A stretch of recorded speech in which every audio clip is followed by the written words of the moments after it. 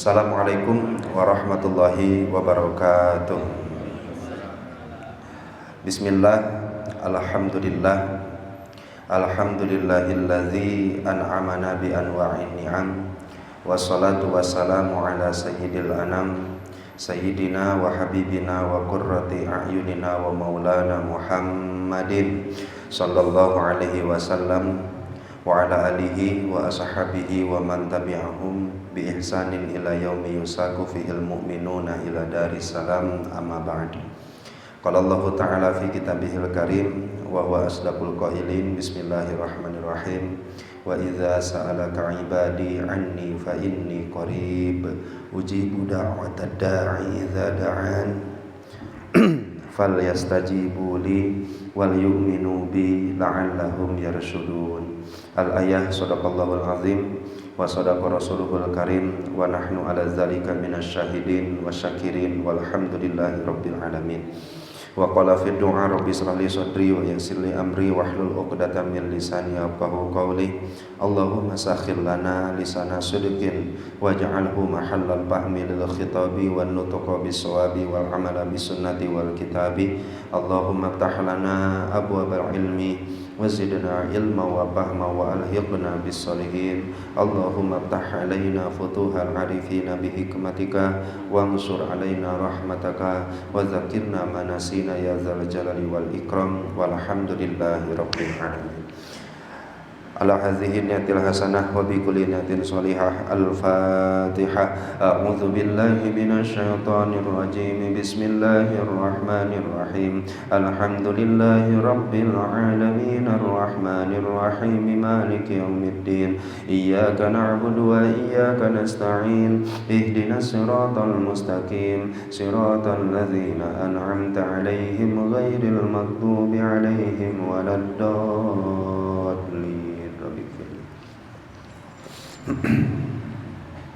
Qala al-mu'allif hadzal kitab rahimahullahu ta'ala wa nafa'ana bihi wa bi ulumihi wa a'ada alaina min barakatihi wa karamatihi. Allahumma wafiqna li isabati shawab wa janibna zayga wal irtiyab wa anfa'na wal muslimina bima hawa hadzal kitab.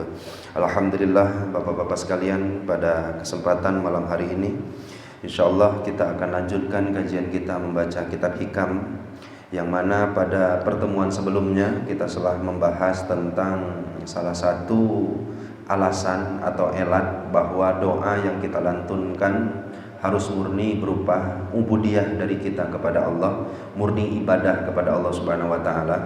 Alasan tersebut tiada lain tiada bukan memperkuat bahwa doa jangan dijadikan sebab agar tercapainya apa yang diinginkan. Lebih dari itu, doa adalah salah satu sarana wasilah ibadah kita kepada Allah untuk mendekatkan diri kepada Allah Subhanahu wa taala.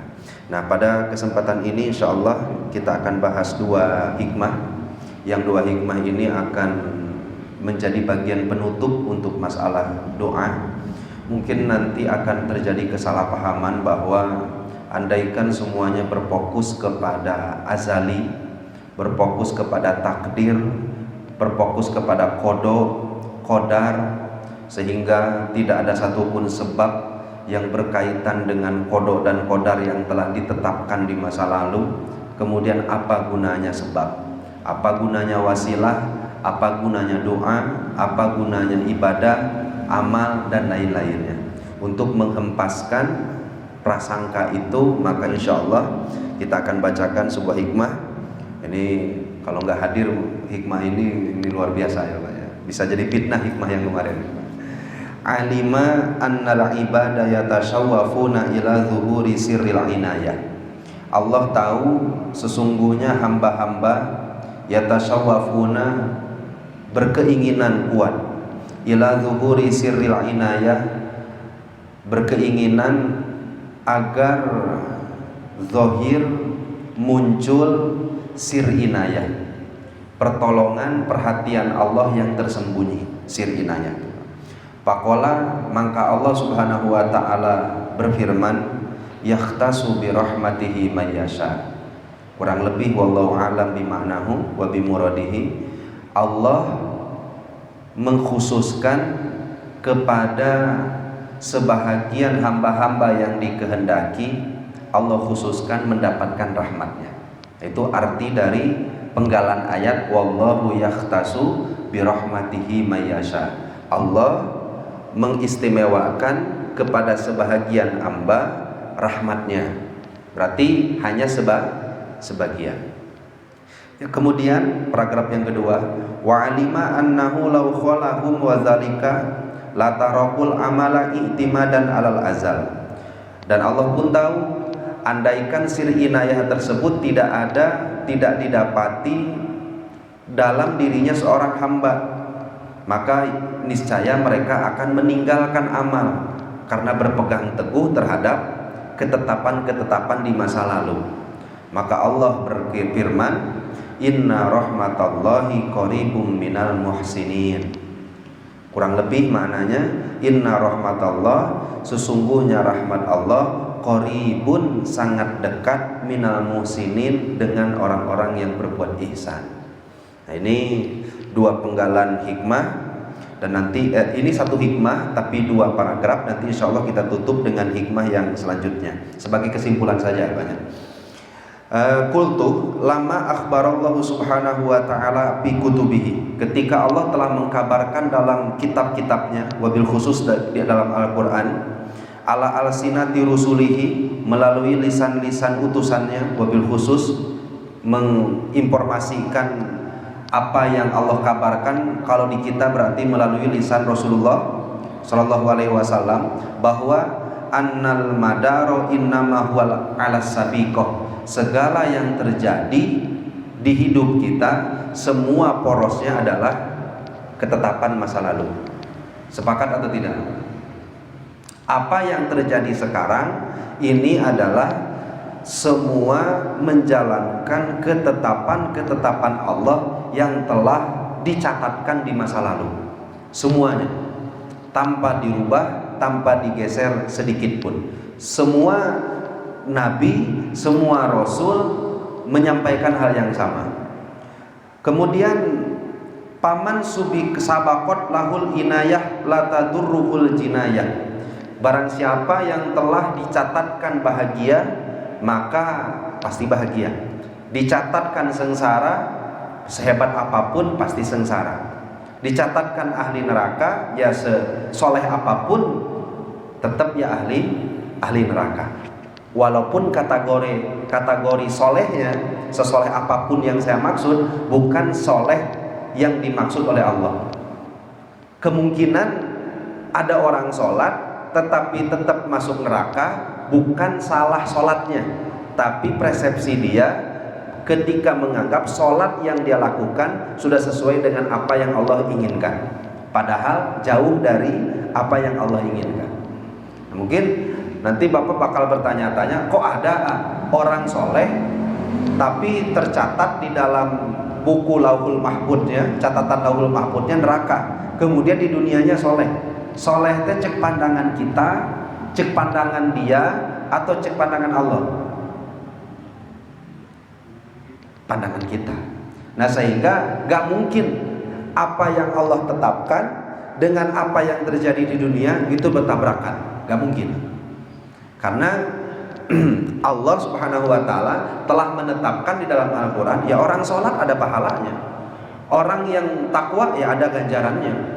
Bahkan innal jannata uiddat lil muttaqin. Masa ada orang yang bertakwa sesuai dengan apa yang Allah perintahkan tapi akhir-akhirnya neraka? Mungkin atau tidak?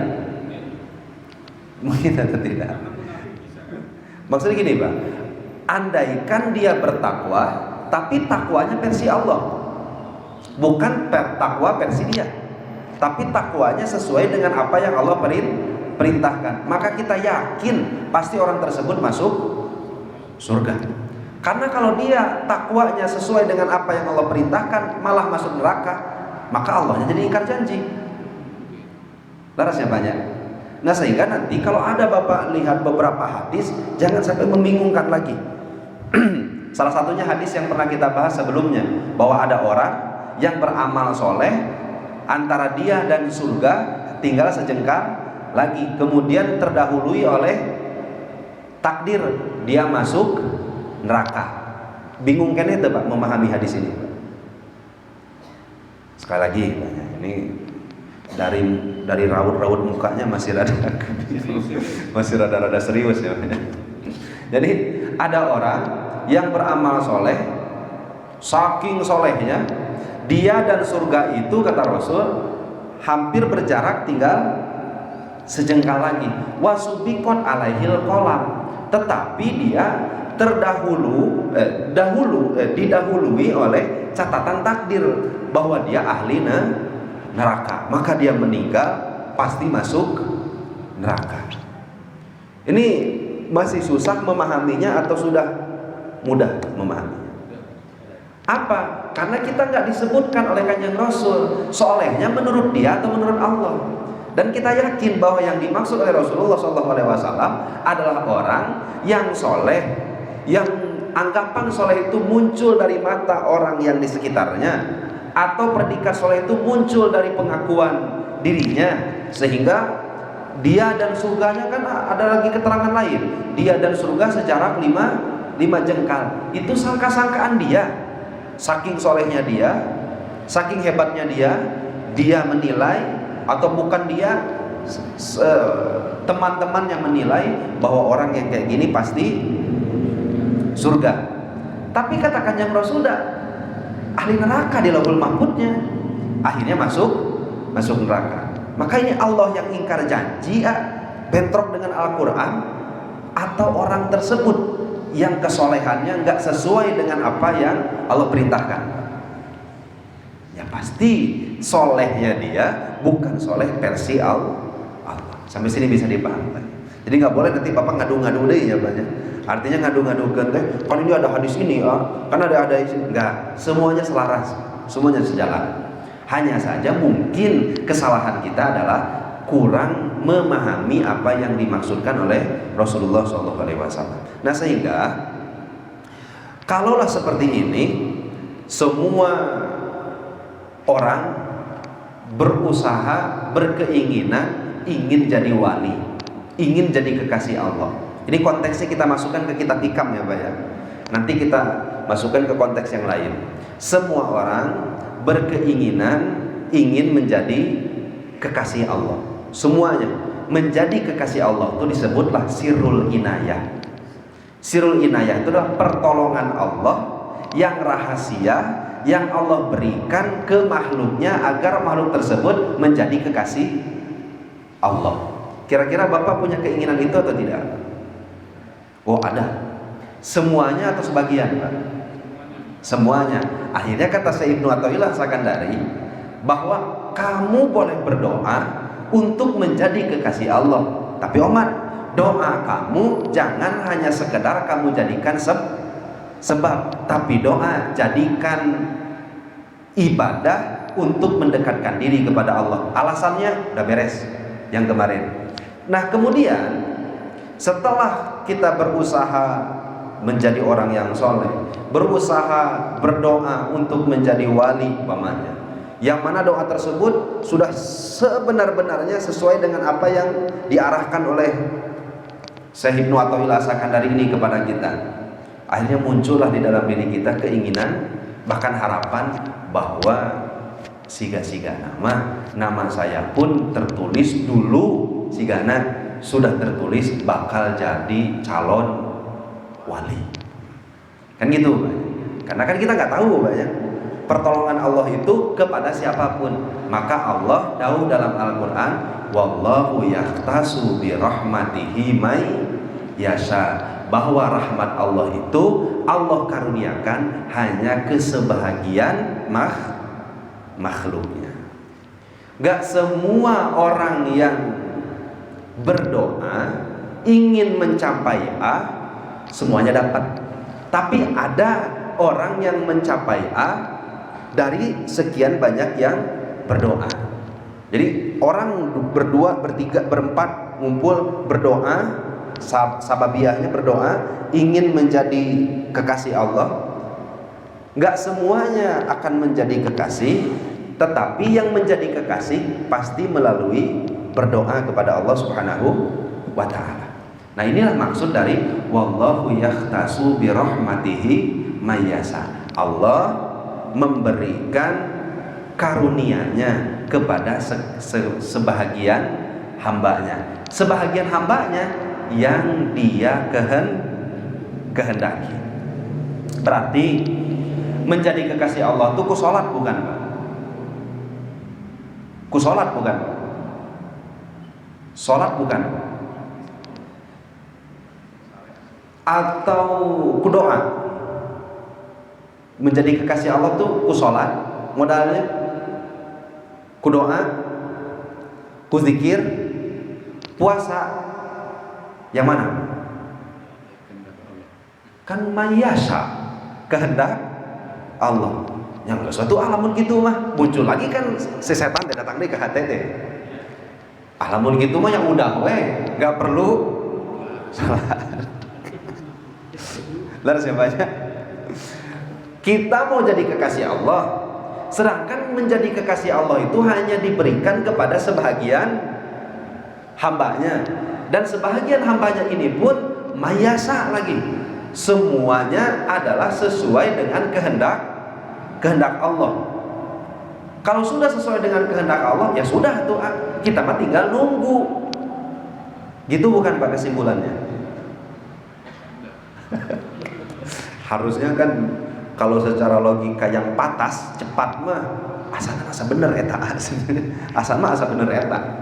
Ya karena doa nggak bisa jadi wasilah, sholat nggak bisa jadi wasilah, puasa nggak bisa jadi wasilah, zikir nggak bisa jadi wasilah. Kenapa? Karena yang disebutkan tadi sekarang, sedangkan penetapan jadi walinya dulu. Sedangkan yang ditetapkan jadi wali itu bukan karena sholatnya, bukan puasanya, bukan zikirnya. Sekalian sekalian bingung kurang tanya. Sayyidina Umar juga kan nggak sholat, Sayyidina Umar juga kan nggak puasa, Sayyidina Umar juga kan tidak berzikir, Sayyidina Umar juga kan tidak melakukan ibadah, tetapi Sayyidina Umar bisa masuk Islam. Apa yang menjadi dasarnya? Kehendak. Ya sudah, ya tuh amun gitu mah jadi Sayyidina Umar. Artinya kita hanya menunggu. Kayak dibalas deui ku Sayyidina Athaillah Sakandari. Imam Ibnu Athaillah Sakandari mah kitu banyak. Hate teh asa dimenangkeun heula, terus dipapas deui. Alima wa alima annau law khalaqum dzalik la tarakul amal i'timadan alal azal. Dan Allah pun tahu, andaikan segala sesuatu yang terjadi adalah karena kehendak Allah, akhirnya kebanyakan hamba hanya berpegang teguh atas takdir yang ditetapkan atas kehendak Allah. Akhirnya mereka terjerumus meninggalkan amal. Maka jawaban atas itu Allah mengatakan, inna rahmatallahi qaribum minal muhsinin. Iya, sebagian hamba dikhususkan mendapatkan rahmatku. Sebagian orang yang aku kehendaki dikhususkan mendapatkan rahmatku, kata Allah. Tetapi rahmatku ini dekat dengan orang-orang yang berbuat baik. Paham gak maksud saya? Sekali deh tanya. Iya benar. Jadi kekasih Allah itu bukan karena doa, bukan karena sholat, bukan karena zikir, tapi yang jadi wali itu deket-deket nama orang yang berdoa, orang yang sholat, orang yang zikir. Bisa dipaham? Meninggenahannya karena hati nut atau dirasakan dari asal tadi pas hati orang lain. Iya benar, bahwasanya doa itu tidak bisa mewujudkan keinginanmu. Ya benar, doa itu bukanlah wasilah untuk kamu bisa jadi A, untuk kamu mendapatkan B. Betul. Tapi orang yang mendapatkan A, orang yang mewujudkan impian yang menjadi B, salah satu doa adalah dekat dengan orang-orang yang mendapatkan hal tersebut. Artinya benar bahwa orang-orang yang ke surga itu bukan karena sholatnya, bukan juga karena amal ibadahnya, tapi karena rahmat Allah. Dan rahmat Allah itu dekat dengan orang-orang yang sholat, orang-orang yang berdoa, orang-orang yang berzikir. Jadi artinya kudu kumaha ya teh? Ya sudah sholat. Tapi ingat, sholat bukan jadi alat untuk jadi wali. Kan jadinya gitu pak kesimpulannya. Lalu siapanya? Ya sudah zikir, tapi zikir jangan jadikan alat untuk jadi benghar. Dah sekarang maloba nu datang ke kiai manawi aya amalan kanggo rada benghar.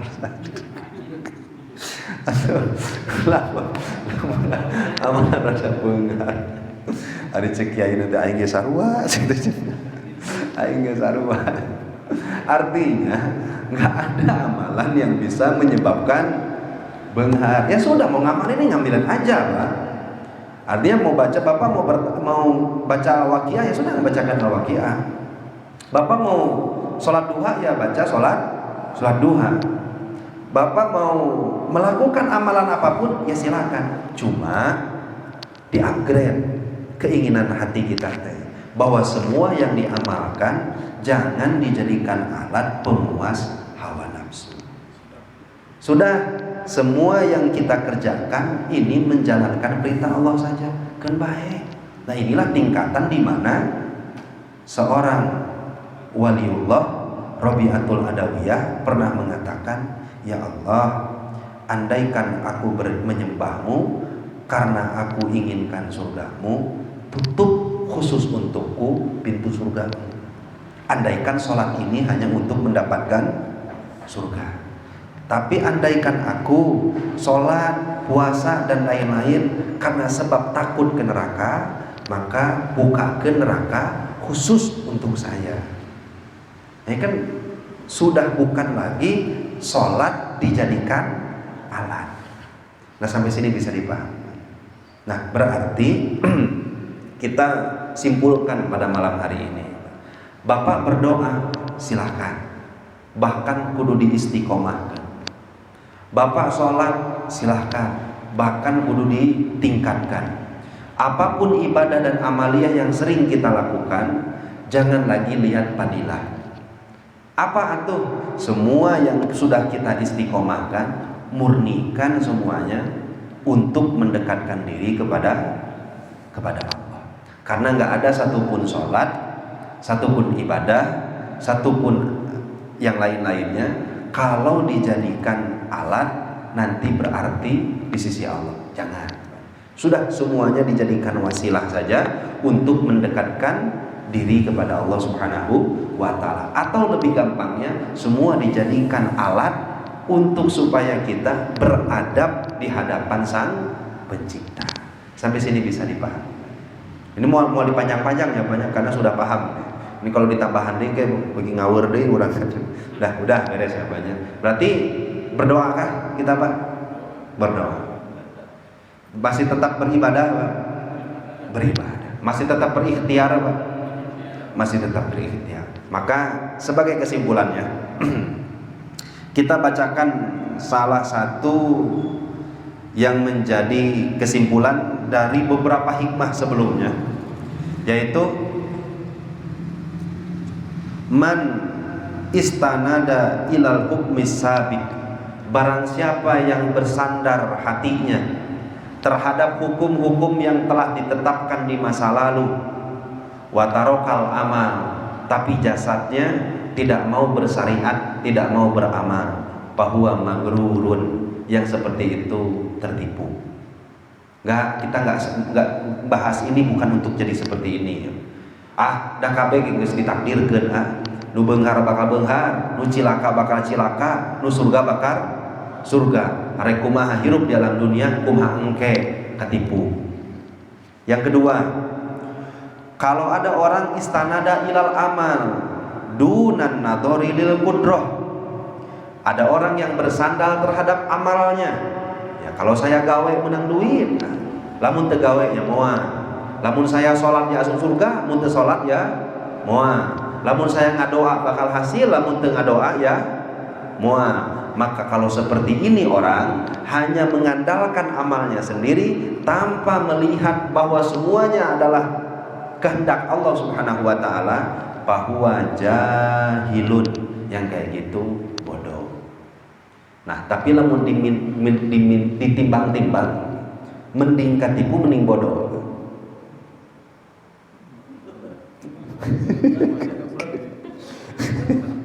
Asa teh alamun katipunya pasti bodoh.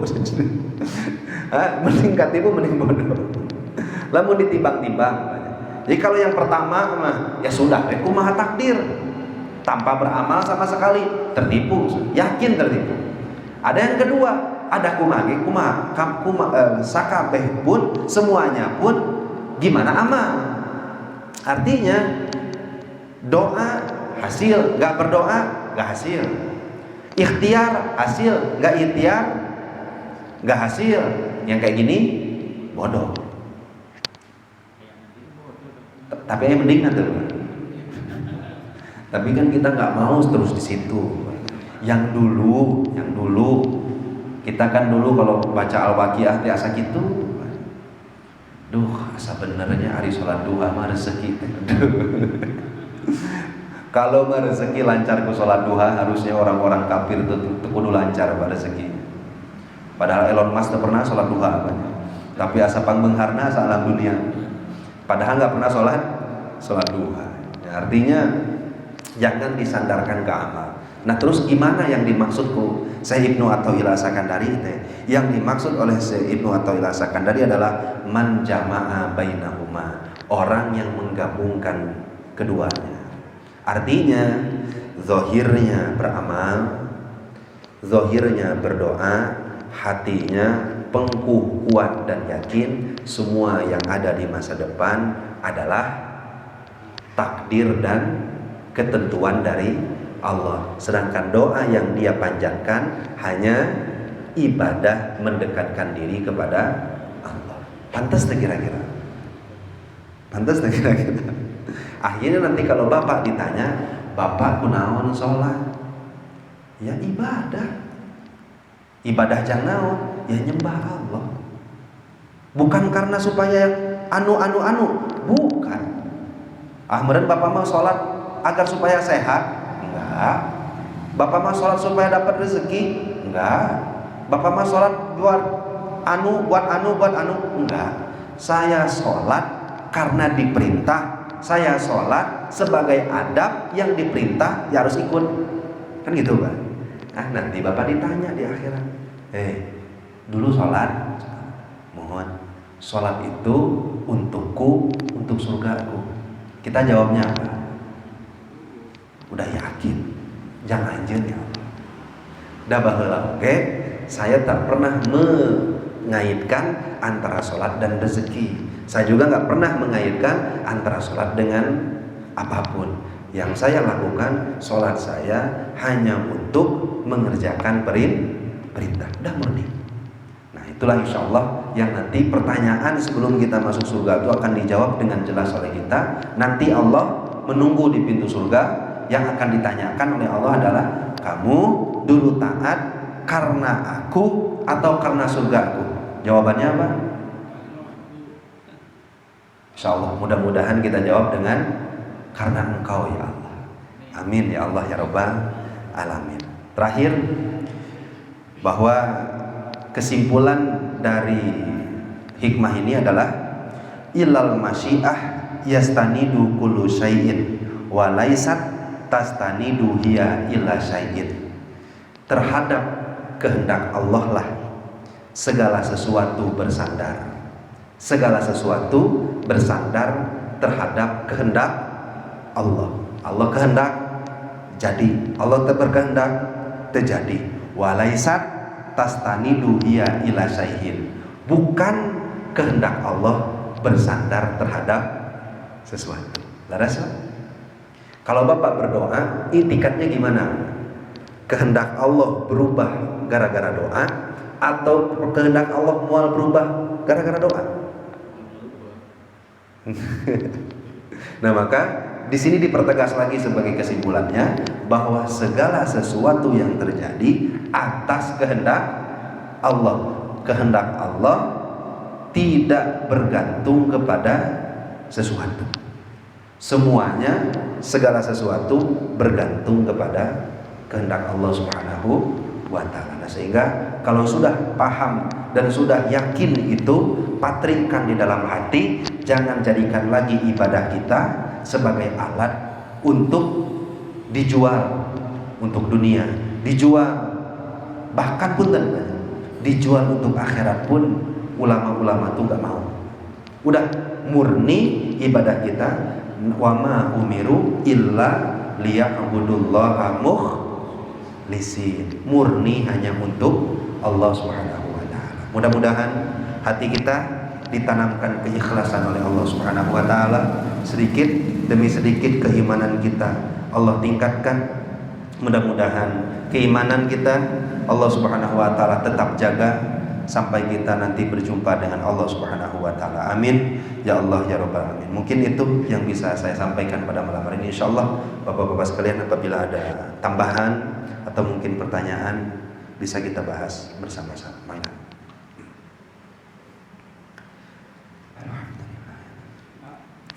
Boleh. Jadi kalau kita beribadah itu, dari kesimpulan ini, kita beribadah itu hanya untuk Allah saja. Dengan di Al-Quran itu apa ya? Manusia harus beribadah. Nah, beribadah itu ada istilahnya surga dengan neraka itu diadakan.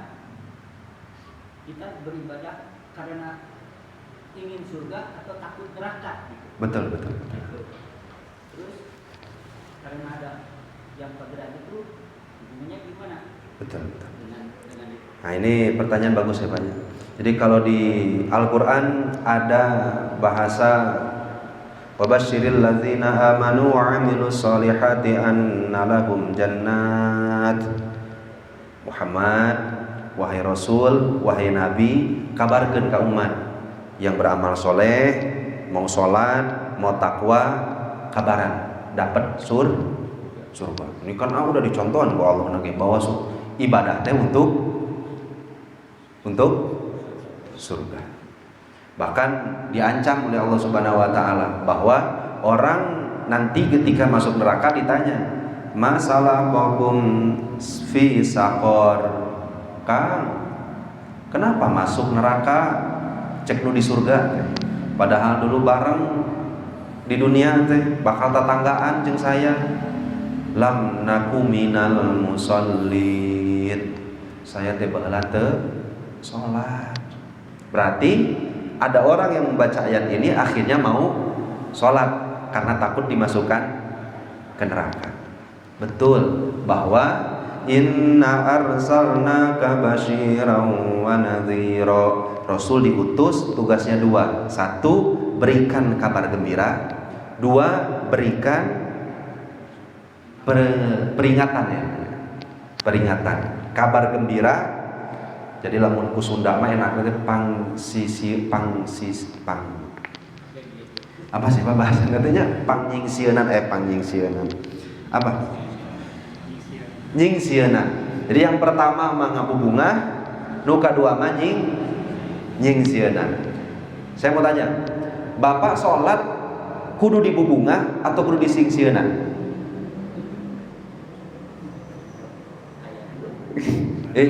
Bapak-bapak yang di dia lah, biar gampang. Ulah waka surga neraka ya. Kita pakai pangbubungah dunia dulu. Cek saya teh, Bapak kalau sholat nanti ku saya dikasih uang 10.000. Kalau nggak sholat, ayahna ku saya mual diberi dahar poe ayeuna.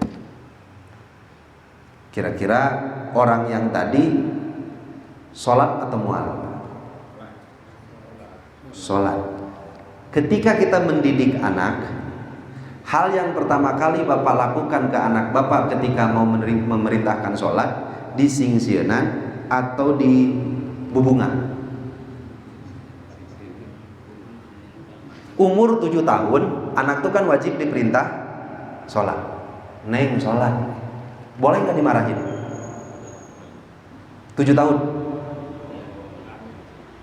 7 tahun nggak boleh. 7 tahun tuh harus neng sholat, mun sholat ke jajan. Terus siapanya? Ini dunia, jajan, sholat. 8 tahun masih di bubungan. 10 tahun kata Kanjeng Rasul, nggak mau sholat, gebuk, cepret. Tapi nyepretna jangan sampai membekas. Nah berarti ngabubunga nyingsieuna. Baliklah. Sampai sekarang balik. Perlu diginikan lagi tuh, Pak? Sok, udah kuliah. Sok jangan kayak Bapak dikasih jajan. Perlu nggak? Nggak perlu. Nah sebenarnya watak orang itu dalam beribadah kepada Allah sekurang-kurangnya ada 2. Dan ini baik dua-duanya. 1, mau sholat kalau diberi pangbubungan. Mau ibadah, mau takwa kalau diberi pangbubungan. Boleh jadi saya kelompok ini? Ya boleh, silahkan, nggak apa-apa. Toh ayat di Al-Quran. Yang kedua adalah orang yang mau sholat gara-gara diancam. Ada yang kayak gini orang wataknya ada. Dan saya tahu malah mau dibubungan malah begini ngaco. Tapi namun disingsianan karak mau sholat. Ada nggak karakternya kayak gini, Pak? Ada. Ada orang tuh yang sholat nggak perlu dibubungan, nggak perlu disingsianan, tapi muncul kesadaran di dalam dirinya bahwa sholat itu adalah kewajiban. Siapa contohnya? Ya Bapak. Kan Bapak ini contoh orang yang nggak perlu dikasih jajan, nggak perlu disingsianan, baru mau sholat. Beres Bapak? Oke, ini untuk yang dunia. Tinggal dialihkan ke akhirat. Apa bedanya dengan orang yang ketika ku Allah dikabaran, ayo atuh sholat, ke dibere surga. Ayo atuh sholat, ke diancam ku neraka.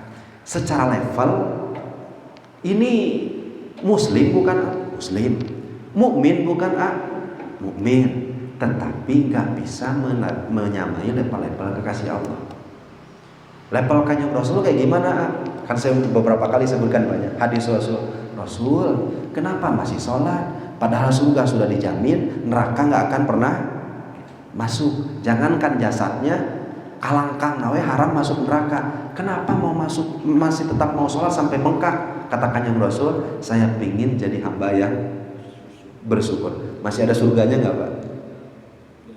Udah nggak ada. Masih ada nerakanya nggak, Pak? Udah nggak ada. Berarti level Rasul udah di atas itu. Nah pertanyaannya, sekarang kita levelnya di mana?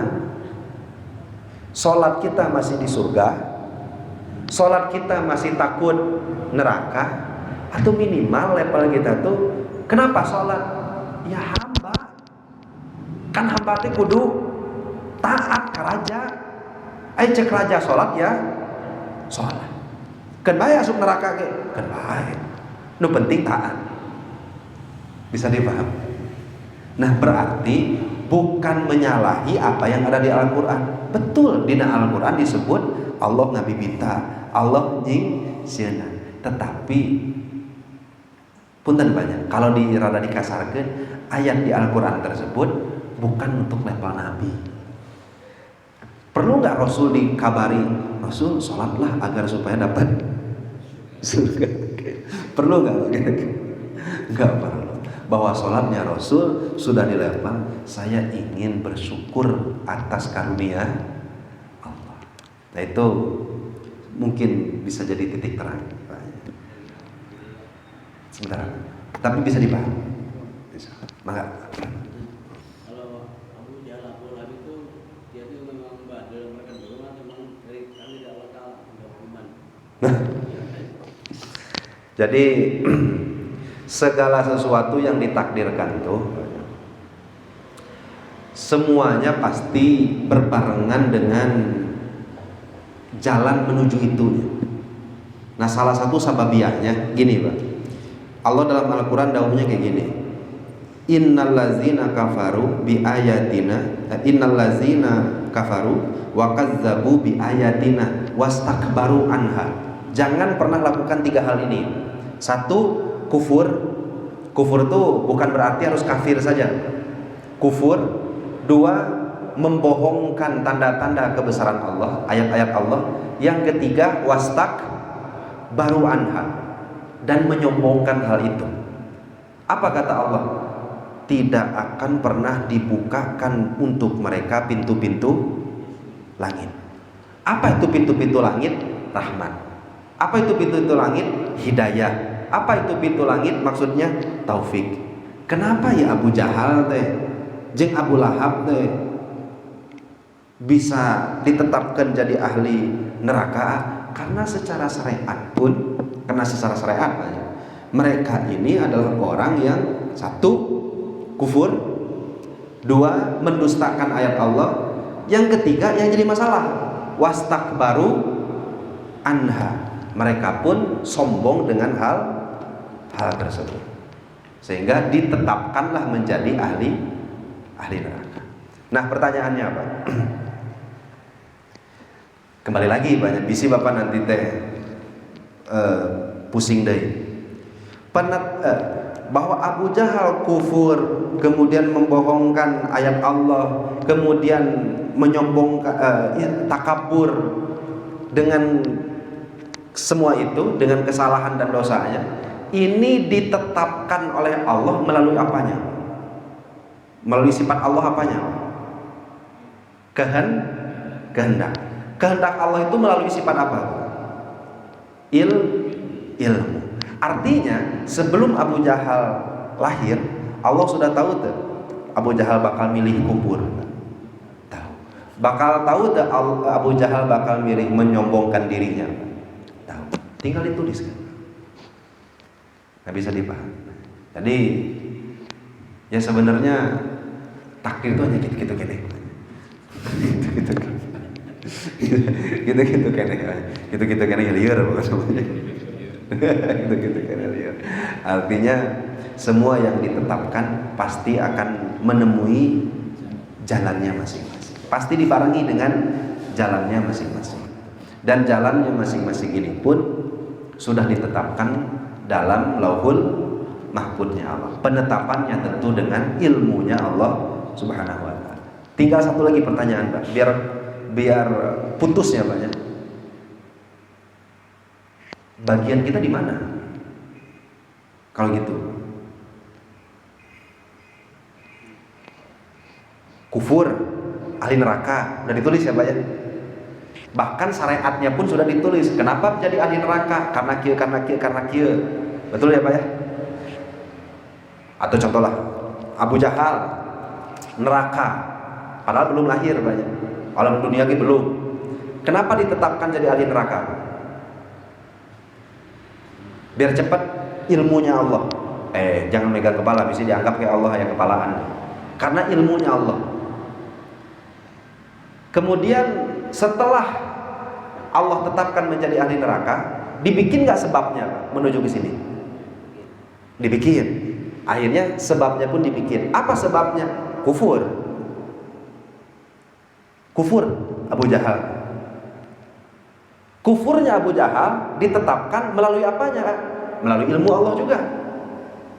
Kemudian setelah kufur apa lagi? Membohongkan ayat Allah. Setelah membohongkan ayat Allah apa lagi? Takabur dengan semua itu. Nah, pertanyaannya, jadi perannya Abu Jahal naon itu?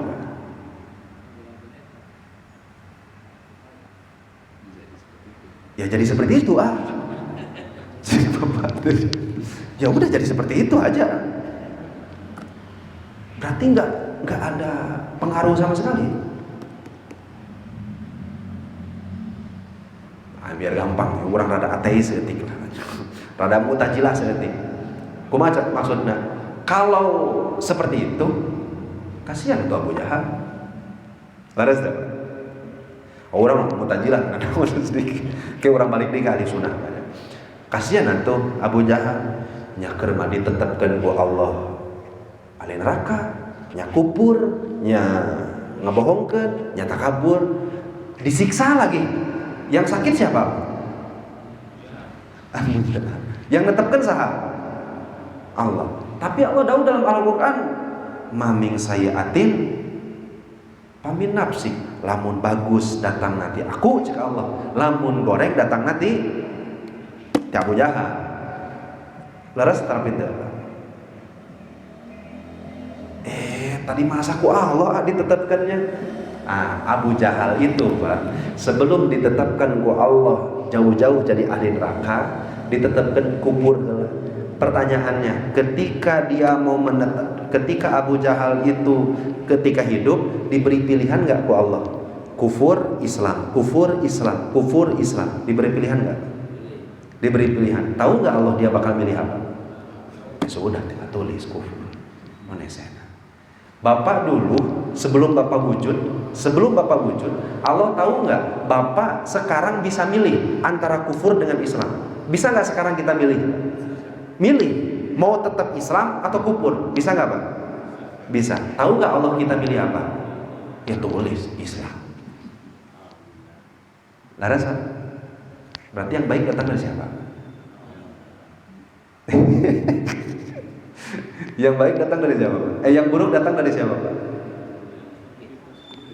Sekali lagi. Abu Jahal dalam hidupnya milih kufur atau Islam Pak? Pilihan itu kufur. Dia milih kufur. Ditulis ku Allah kufur. Berarti kufur ini datang dari mana? Dari Abu Jahal. Benar nggak dalam Al-Quran Allah sebutkan bahwa segala sesuatu yang ada di dalam dirimu kalau buruk datangnya dari kamu. Benar tuh Pak? Oke. Mau sholat ini balikin mau sholat. Tahu nggak kalau Bapak sekarang punya pilihan sebelum datang tadi ngaji ulah. Punya pilihan itu nggak? Ngan kebenaran? Ngaji. Milihnya itu sekarang kebenaran ngaji. Tahu enggak Allah? Tahu, tulis ngaji. Tapi jika Allah, kebaikan itu datangnya dari Allah, bukan dari kamu. Sama atau beda? Wah, ya makanya jadi rieuh tadi geus paham jadi rieuh. Nah, kalau untuk kebaikan, gampangnya gini. Bapak bisa milih perangkatnya apa namanya? Kita kan bisa milih dalam hati, disebutlah kasab, laha ma kasabat walakum laha ma kasabat wa 'alaiha mak tasabat. Disebutlah kasab. Kasab adalah pilihan A atau B yang bisa kita pilih dalam hidup kita. Kita tuh hanya sebatas itu. Lalu siapanya? Ini pernah kita bahas sebelumnya. Kasab namanya. Beres dari kasab, itu alatnya siapa yang bikin? Allah yang bikin. Jadi pantas nggak Pak? Kalau Allah mengatakan, kalau kamu milih A, itu saya. Kenapa? Karena kan alat yang bukan kamu milih itu saya yang nyiptain. Paham nggak maksud saya? Atau biar gampangnya kayak gini, Bapak punya sawah, tuluy nyuruh orang, mang pangnandurkeun, panguruskeun, ditanya ku batur teh, Pak, saha nu nyawah? Bapak jawabnya apa? Saya. Laras? Kenapa saya yang nyawahnya? Ya karena semua yang ngerjain kita yang modalin. Dari siapanya? Dari mulai alatnya, biayanya dan lain-lain kita yang modalin. Artinya umpamanya kita kasih parang pada seseorang, keur ngarit, beres ngarit, eta parang teh dibacokeun ka batur. Bapak yang minjemin. Bacokeun ka batur. Ketika dipakai parang bukan untuk peruntukannya, yang salah siapa? Yang punya parang atau yang bacoknya? Yang bacoknya. Kasab yang ada di dalam hati ini ku Allah diciptakan fungsinya untuk apa, Pak? Milih baik atau milih buruk, Pak? Untuk apa? Milih baik atau milih buruk? Perintahnya milih baik. Kalau milihnya buruk, yang salah siapa? Pak Tarjo, ya parang pakai ngarit. Pakai ngarit. Diledek ku batur. Barang diledek dibacok, lu salah sah. Ya Pak Tarjo, kenapa? Karena parang saya kasih buat ngarit. Kalau dipakai bacok, nanti Pak Kapten yang jelasin panjang pasal dan lain-lainnya. Nah, ini kasab. Kok Allah dikasih untuk milih baik? Dari siapanya? Dipakai untuk milih baik. Dipakailah untuk memilih keburukan. Berarti yang salah siapa? Yang milih. Ya sudah, berarti benar kan Paknya? Kalau seseorang berbuat kebaikan dariku, kalau berbuat keburukan dari dirinya sendiri.